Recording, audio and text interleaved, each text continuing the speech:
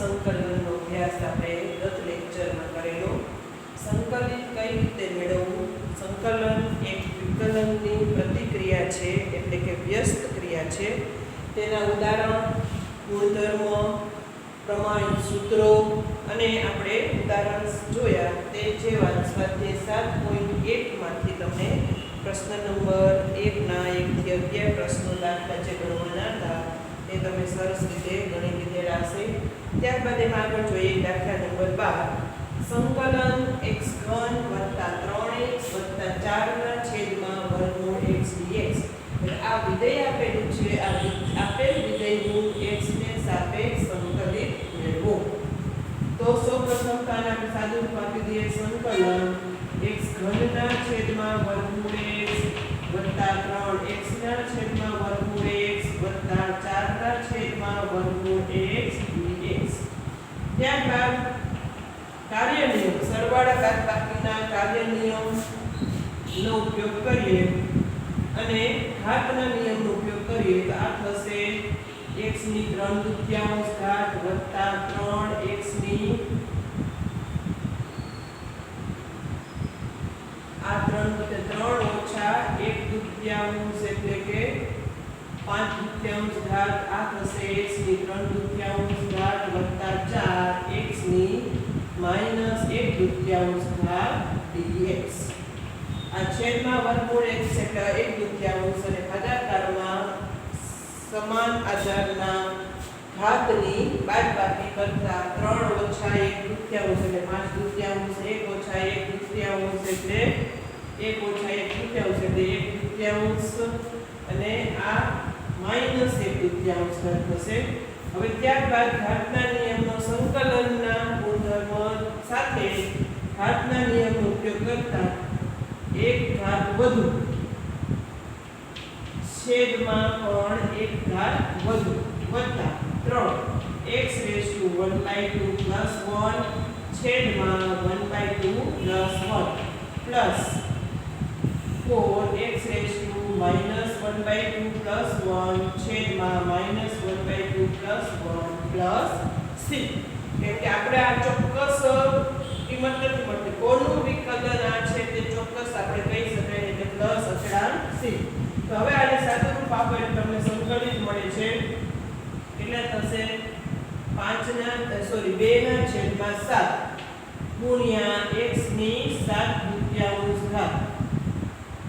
2/7 ગુણ્યા x ની 7/2 ઘાત છેદમાં 3 ગુણ્યા 2/3 x ની 3/2 ઘાત વત્તા એટલે આ થશે 4 ગુણ્યા આ થશે -2 આ રસાલેશું 2 તો 2 ઓછા 1 એટલે 1 થશે એટલે આ -2 થશે x ની 1/2 ઘાત પ્લસ c. હવે આને અચળ સંખ્યા છેદ ઉડતા હોય તે આપણે સાદું વધુ આગળ આપીએ તો 2/7 x ની 7/2 ઘાત આ 3 જશે 2 x ની 3/2 ઘાત આ માઈનસ એટલે ઓછે ઓછા 8 x⁻² પ્લસ c. આ રીતે આપણે સંકલિતના ઘાતના નિયમ, કાર્ય નિયમ અને પ્રમાણિત સૂત્રનો ઉપયોગ કરી સરળતાથી સંકલન મેળવી શકીએ છીએ. ત્યારબાદ આપણે જોઈએ દાખલા નંબર 13. સંકલન x3 - x2 + x - 1 ના છેદમાં x - 1 dx. x ની સાપેક્ષ સંકલિત મેળવો. તો અહીંયા તમારે છેદમાં x - 1 છે એવું કોઈ પ્રમાણિત સૂત્ર નથી તો આપણે શું કરવું જોશે? ત્યાં તેના અવયવ પાડો. અવયવ પાડો એટલે તે છેદમાં x - 1 છે તે આપણે છેદ ઉડાડી અને સાદું રૂપ આપી સામાન્ય સૂત્ર ગુણધર્મનો ઉપયોગ કરીને આપણે સંકલિત મેળવી શકીએ છીએ. તો x ની કિંમત તો પરથી અહીંયા પહેલા પ્રથમ બે પદમાંથી x² કોમન કાઢતા x - 1 વત્તા 1 x - 1 છેદમાં x ઓછા 1 dx બરાબર સંકલન x વર્ગ વત્તા 1 x ઓછા 1 સામાન્ય નીકળે છે x ઓછા 1 dx આ x ઓછા 1 x ઓછા 1 જાય છે આપણે હવે સંકલિત મેળવવાનું કોનું છે x વર્ગ વત્તા 1 નું સંકલન ઘાતના નિયમ મુજબ એક ઘાત વધુ 2 + 1 ના છેદમાં 2 + 1 અને 1 નું સંકલન x વત્તા c એટલે આ બરાબર x ઘનના છેદમાં 3 વત્તા x વત્તા c સંકલિતની કિંમત મળે છે તો એકદમ સરળ છે આ રીતે ઘાતના નિયમ ત્રિકોણમિતિ વિધેયના નિયમનો ઉપયોગ કરી સરળતાથી તમે સંકલિત મેળવી શકો છો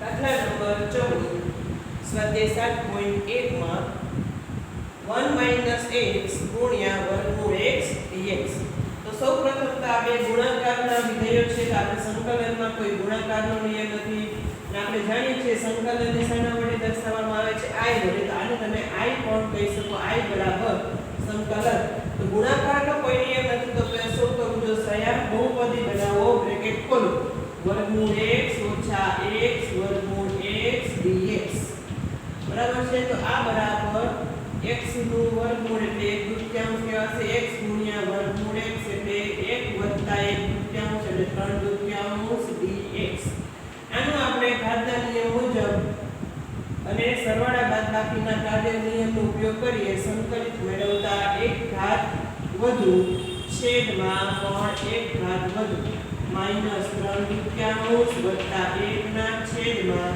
3/2 વત્તા 1 વત્તા c અનિયમ છે અહીંયા થશે 2/3 x ની 3/2 ઘાત ઓછા 2/5 x ની કેટલી ઘાત થશે 5/2 ઘાત વત્તા c આ તમારી પાસે આ મળે છે તમને સંકલિત સરળતાથી આ જ રીતે દાખલા નંબર 15 તમે કરી શકશો આ બ્રેકેટ ખોલી નાખો વર્ગમૂળ x અહીં અંદર ગુણાવી દો એટલે ઘાતનું જે કંઈ હોય તે તેમાં 1/2 ઘાતનો સરવાળો થશે અને ત્યારબાદ આ નિયમ મુજબ તમે સંકલિત મેળવી શકો છો તે જ રીતે આગળ જોઈએ દાખલા નંબર 16 સંકલન 2x ઓછા 3 cos x 2x minus 3 cos x plus e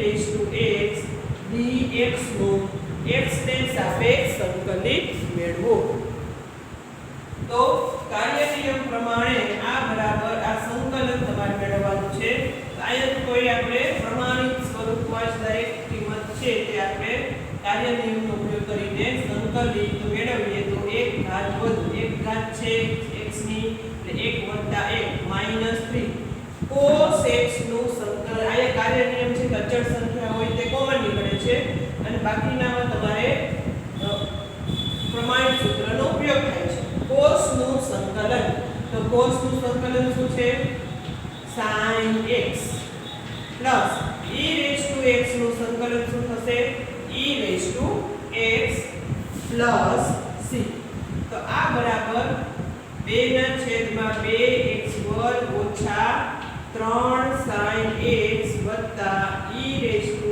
x plus c તો cos નું સંકલન sin x અને તે પ્રમાણિત સૂત્રનો ઉપયોગ કરી e raised to x નું સંકલનનું પણ પ્રમાણિત સૂત્ર છે e raised to x નું સંકલન પણ e raised to x છે તે સૂત્રનો આપણે ઉપયોગ કરતા સરળતાથી આપણે સંકલિત મેળવી શકીએ છીએ cos નું સંકલન sin x e raised to x અને પ્લસ c આ ખાસ તમારે પ્લસ c લખતા ભૂલાઈ ન જાય અને માટે તમને સંકલિતની કિંમત મળે છે x² - 3 sin x e raised to x plus c આ છે તમારો દાખલા નંબર 16 આ જ રીતે દાખલા નંબર 17 પણ તમે એ જ રીતે કરી શકશો શું કહે છે દાખલા નંબર 17 માં સંકલિત મેળવો કોનું સંકલિત મેળવવાનું છે 2x² - 3 sin x 2x² - 3 sin x plus 5 વર્ગ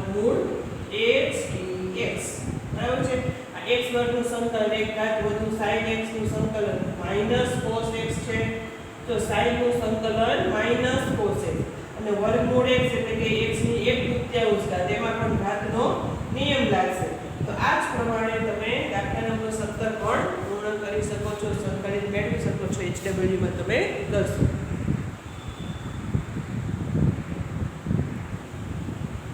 દાખલા નંબર 18 સંકલન sec x ગુણ્યા sec x plus tan x dx. તો આ આપણે ગુણાકારને બ્રેકેટ ખોલી દઈએ તો sec ગુણ્યા sec sec square x i બરાબર સંકલન sec સ્ક્વેર x વત્તા sec x tan x. હવે આપણે આ સંકલિત મેળવવા માટે પ્રમાણિત સૂત્ર જે 16 પ્રમાણિત સૂત્ર તમને યાદ કરવાના કીધા હતા તે યાદ કરો. તો પ્રમાણિત સૂત્ર sec સ્ક્વેર નું સંકલન, તો sec સ્ક્વેર નું સંકલન શું થાય છે? પ્રમાણિત સૂત્ર મુજબ sec સ્ક્વેર x નું સંકલન tan x એટલે કે આ બરાબર tan x. આપણે સંકલન લઈ લઈએ છીએ એટલે હવે આ સંકલનની નિશાની આવતી નથી, તેની આપણે કિંમત મૂકી દઈએ. પ્રમાણિત સૂત્રની તેની કિંમત મૂકેલી sec સ્ક્વેર x નું સંકલન tan x plus sec x tan x નું સંકલન sec x tan x નું સંકલન, તો એનું સંકલન છે sec x વત્તા c. તો એકદમ શોર્ટ પ્રમાણિત સૂત્રનો તમે ઉપયોગ કરી કે એક સ્ટેપમાં તમારો પ્રશ્ન ઉકેલી શકાશે. તો આવા દાખલા 1 માર્ક્સમાં તમે ગણી શકો છો. ત્યારબાદ દાખલા નંબર 19 તમે આમ જોશો તો તમને થોડું અઘરું લાગશે, પણ આ સ્ટેપ સમજવાના છે. આને આપણે પ્રમાણિત સૂત્રમાં કઈ રીતે મેળવી શકાય. તો હવે આ sec સ્ક્વેર ના છેદમાં cos x સ્ક્વેર આપણે પ્રશ્ન જોતા થોડું અઘરું છે, પરંતુ જો sec સ્ક્વેર એટલે આપણે શું લખીએ 1 ના છેદમાં cos સ્ક્વેર x ના છેદમાં cos x સ્ક્વેર એટલે કે 1 ના છેદમાં sin સ્ક્વેર x dx બરાબર છે. તો આ બરાબર સંકલન છેદનો છેદ અંશમાં એટલે શું થશે sin સ્ક્વેર x ના છેદમાં cos સ્ક્વેર x dx. હવે sin ના છેદમાં cos એટલે કે tan સ્ક્વેર x. હવે આ તમારું tan સ્ક્વેર x છે તે પ્રમાણિત સૂત્ર છે, tan સ્ક્વેર x એ પ્રમાણિત સૂત્ર છે નથી. તો આને આપણે હજી પ્રમાણિતમાં ફેરવવું પડશે કે જેનું સંકલન આપણે જાણતા હોઈએ. તો tan સ્ક્વેર x બરાબર શું લખી શકાશે sec square x - 1 dx. sec square નું પ્રમાણિત સૂત્ર છે સંકલન છે sec સ્ક્વેર x નું સંકલન tan x. તો તે રીતે અહીંયા પણ હવે આને આપણે 1 નું સંકલન પણ આપણી પાસે પ્રમાણિત છે. તો અહીંયા આપણે પ્રમાણિત સૂત્રનો ઉપયોગ કરતા sec સ્ક્વેર x નું સંકલન કેટલું થશે tan x. એ માટે i બરાબર સંકલિતની કિંમત મળે છે tan x - x c. તો આ સ્ટેપ યાદ રાખો, sin cos માં ફેરવવાનું અને sec tan સ્ક્વેર x ને આપણે આ સ્ટેપ યાદ રાખવાનું sec સ્ક્વેર x - 1 માં ફેરવતા સરળતાથી આપણે આ સંકલિત મેળવી શકાય છે. તે જ રીતે આપણે દાખલા નંબર 20 જોઈએ. દાખલા નંબર 20 સંકલન 2 - 3 sin x ના છેદમાં cos સ્ક્વેર x આખાના છેદમાં cos સ્ક્વેર x. તો અલગ અલગ છેદ આપતા i બરાબર સંકલન 2 cos square x - 3 sin x ના છેદમાં cos સ્ક્વેર x dx. આ બરાબર સંકલન 2 ગુણ્યા 1 ના છેદમાં cos સ્ક્વેર એટલે sec સ્ક્વેર x અને sec સ્ક્વેર x નું પ્રમાણિત સંકલિત છે -3 sin ના છેદમાં cos. આ પ્રકારનું ઉદાહરણ મેં તમને સમજાવ્યું. તો આગળ sin ના છેદમાં cos લેશો એટલે શું થશે tan થશે અને 1 છેદમાં cos વધે છે. cos છેદમાં 1 cos વધશે અને 1 આપણે sin જોડી લઈએ તો 1 ના છેદમાં cos એટલે sec x અને sin ના છેદમાં cos એટલે tan x dx. આ તમારે sin cos નું જે છે તે તમારે પ્રમાણિત સ્વરૂપમાં આ રીતે ફેરવી શકાશે. હવે sec સ્ક્વેર x નું સંકલન આ અચળ સંખ્યા છે, અચળ સંખ્યાના નિયમ મુજબ બે કોમન નીકળશે. sec સ્ક્વેર x નું સંકલિત શું થાય છે tan x - 3 અચળ સંખ્યા છે કોમન નીકળે છે. sec x tan x નું સંકલન પ્રમાણિત સૂત્ર ખાસ યાદ રાખશો જે 16 પ્રમાણિત સૂત્ર તમને લખાવ્યા છે તેના જ ઉપયોગથી આ સંકલિતના દાખલા કરી શકશો. જો એ સૂત્ર તમને યાદ નહીં રહે તો આ તમને અઘરું પડશે કે અહીંયા આ સ્ટેપ પછી આપણે આગળ શું કરવું. એના માટે તમારા સૂત્ર લોજિકલી યાદ રાખવાના છે કે આ સૂત્રનો ઉપયોગ થશે તો આપણે એ સ્વરૂપમાં ફેરવવાનું છે. તો sec x tan x નું સંકલન sec x tan x નું સંકલન છે sec x. તો આ બાદ થઈ 2 tan x - 3 sec x c સંકલિત મળે છે. ત્યારબાદ દાખલા નંબર 21 છે ઓબ્જેક્ટિવ છે MCQ છે વર્ગમૂળ x વત્તા 1/વર્ગમૂળ x નું પ્રતિવિકલિત ખાલી જગ્યા છે અથવા તો પ્રતિવિકલિત મેળવો એટલે કે તમને ઓબ્જેક્ટિવમાં પૂછશે 50 માર્ક્સના જે MCQમાં છે તે પ્રકારનું. તો આપણે આનું પ્રતિવિકલિત મેળવો. પ્રતિવિકલિત એટલે શું? સંકલિત. બરાબર છે. પ્રતિવિકલિત મેળવો એટલે કે શું આપણે મેળવવાનું છે? પ્રતિવિકલિત એટલે કે આનું સંકલિત મેળવવાનું છે. વર્ગમૂળ x છેદમાં 1/વર્ગમૂળ x dx x ને સાપેક્ષ સંકલિત મેળવો. તો I બરાબર સંકલન વર્ગમૂળ x એટલે કે 1/2 વત્તા 1/વર્ગમૂળ x એટલે -1/2 dx અને લસાઅ ન લે તો અઘરું પડે. દરેકમાં તમે જોશો આપણે લસાઅ નથી લેવાનો. જે કંઈ છેદ ઉલટાનું એનું તમારે અલગ અલગ છેદ આપવાના છે. તો x ની 1/2 ઘાતનું સંકલન 1 ઘાત વધુ છેદમાં 1 ઘાત વધુ વત્તા x raised to -1/2 + 1 છેદમાં -1/2 + 1 + c. આ ખાસ સામાન્ય રીતે મોટા ભાગે વિદ્યાર્થીઓ આ c લખવાનું ભૂલી જાય છે. તે ખાસ યાદ રાખશો. 1/2 વત્તા 1 એટલે 3/2 થાય. 1 વત્તા અડધો એટલે 1/2. આપણા બેઝિક આ રીતે આપણે સરળતાથી કરી શકાય. આ થશે 2/3 x ની 3/2 ઘાત વત્તા 1 ઓછા 1/2 એટલે 1 માંથી અડધો બાદ કરીએ તો કેટલું વધે? અડધું વધે. તો x raised to 1/2 છેદમાં 1/2 પ્લસ c. આ છેદમાં 1/2 એટલે વ્યસ્ત થઈને તમારો જવાબ આવે છે 2/3 x raised to 3/2 plus 2 x raised to 1/2 plus c. તો આ તમારું થાય છે x વત્તા 1/વર્ગમૂળ x નું પ્રતિવિકલિત. ત્યારબાદ દાખલા નંબર 22 તમને ત્યાં વિકલિત આપેલું છે. f of x નું વિકલિત આપેલું છે 4x3 - 3/x ની 4 ઘાત અને તમને કિંમત આપેલી છે f of 2 બરાબર 0. તો તમારે f of x નું મૂલ્ય મેળવવાનું છે. કોનું મૂલ્ય મેળવવાનું છે? f of x નું. આપણે જાણીએ છીએ કે આ જે છે f of x નું વિકલન d/dx બરાબર 4x3 - 3/x ની 4 ઘાત બરાબર છે. તો હવે આ d/dx of f of x બરાબર 4x1 - 3/x4. બંને બાજુ x ને સાપેક્ષ સંકલિત કરતા fx dx બરાબર સંકલન 4x1 - 3/x4 dx.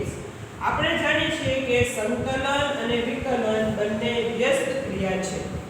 સંકલન અને વિકલન વ્યસ્ત ક્રિયા છે માટે સંકલન d/dx બરાબર f of x ની કિંમત થશે. તો સંકલન d/dx fx dx બરાબર કિંમત થશે કેટલી? f of x. સંકલન અને dx વ્યસ્ત ક્રિયા હોવાથી તે બંને ક્રિયા વિરુદ્ધમાં આપણી ભાષામાં સમજીએ તો તે ઉડી જાય છે અને 4x3 - 3/x ની 4 ઘાતમાં આપણે સંકલન મેળવીએ તો f માટે f of x બરાબર શું થશે? f of x બરાબર આનું આપણે શું મેળવશું? સંકલન મેળવશું. તો 4x ની 3 વત્તા 1 ઘાત છેદમાં 3 વત્તા 1 ઘાત ઓછા 3 x ની આ છેદમાં 4 ઘાત છે એટલે કે અંશમાં તમે લઈ જાઓ તો કેટલી ઘાત થશે? -4 ઘાત થશે. તો -4 વત્તા 1 છેદમાં -4 વત્તા 1 પ્લસ c.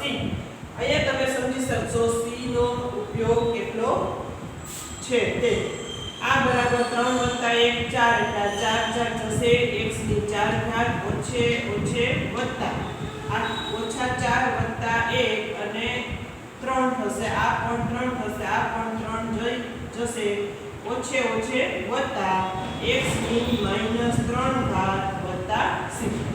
હવે આપણે આ વિધેયનું મૂલ્ય મેળવવાનું છે f of x. તો f of x ની કિંમત તમને કેટલી મળે છે? x ની 4 ઘાત વત્તા x ની ઓછા 3 ઘાત વત્તા c. પણ આ c કેટલા છે? c ની કિંમત કોઈ ચોક્કસ આપણે હોવી જોઈએ. તો આ c ની કિંમત મેળવવા માટે આપણે આનો ઉપયોગ કરીએ. f of 2 બરાબર 0. વળી f of 2 બરાબર 0 માટે આ જે f of x વિધેય તમને મળે છે તેમાં x બરાબર કેટલા મૂકશો? 2 મૂકશો. એટલે 2 ની 4 ઘાત વત્તા 2 ની -3 ઘાત વત્તા c બરાબર 0. અને માટે આ કેટલા થશે? 2 ની 4 ઘાત. c ની કિંમત કેટલી થશે? c બરાબર 2 ની 4 ઘાત એટલે કેટલા થશે? 2 દુ 4 દુ 8 બરાબર છે 16. આ બાજુ લઈ જાઓ તમે. c બરાબર માટે આપણે માઈનસ c લઈએ કે પ્લસ c લઈએ કોઈ પણ કિંમત ચાલે. એટલે પ્લસ c લેશો અથવા તો માઈનસ c લેશો તો પણ c ની કિંમત તમારે અહીંયા મેળવવાની છે. તો આ થશે 16 વત્તા 1 ના છેદમાં 8 વત્તા c બરાબર 0. રસા લઈને આપણે કિંમત મેળવીએ તો c બરાબર કેટલા થશે? c બરાબર -16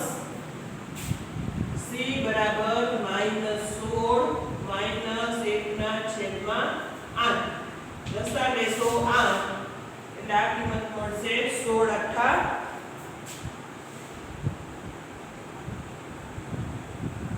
128 બરાબર છે. 128 ઓછા 1 એટલે c બરાબર કિંમત મળે છે -129 ના છેદમાં 8. અને માટે f of x ની તમારે જે કિંમત મેળવવાની છે તે કેટલી મળે છે? f of x બરાબર x ની 4 ઘાત વત્તા 1 ના છેદમાં x ઘન અને c બરાબર -129 ના છેદમાં 8. આ તમારો જવાબ જે માંગેલ છે f of x નું મૂલ્ય તે આ રીતે સરળતાથી મેળવી શકો છો. તો ફરી પાછું આપણે આ ખાસ સમજીએ કે d/dx of fx ની કિંમત આપેલી છે. બંને બાજુ સંકલિત કરતા સંકલન અને વિકલન વ્યસ્ત ક્રિયા હોવાથી તમને આ વિધેયનું મૂલ્ય કેટલું મળે છે? fx મળે છે. અને આ બાજુ તમારે સંકલન કરવાનું. આપેલ વિધેયનું સંકલન જે આપણે પ્રમાણિત સૂત્રથી કરતા આવીએ છીએ. અને અહીંયા તમને આવે છે અન્ય સંકલન હોવાથી પ્લસ c. તો f of x નું મૂલ્ય મળે છે તમને x ની 4 ઘાત વત્તા x -3 પ્લસ c. હવે c ની કિંમત મેળવવા માટે આપણે આ f of 2 બરાબર 0 નો ઉપયોગ કરો. f of 2 બરાબર 0 એટલે કે f of x માં x બરાબર કિંમત 2 મૂકતા તેના પરથી આપણે c મળે છે -129 ના છેદમાં 8. અને વિધેય f of x ની કિંમત તમે આ રીતે મેળવી શકો છો. તો આ સ્વાધ્યાય 7.1 અહીં પૂર્ણ થાય છે. તમને જે SW માં દાખલા આપેલા છે તે તમે સરસ રીતે કરી લેશો.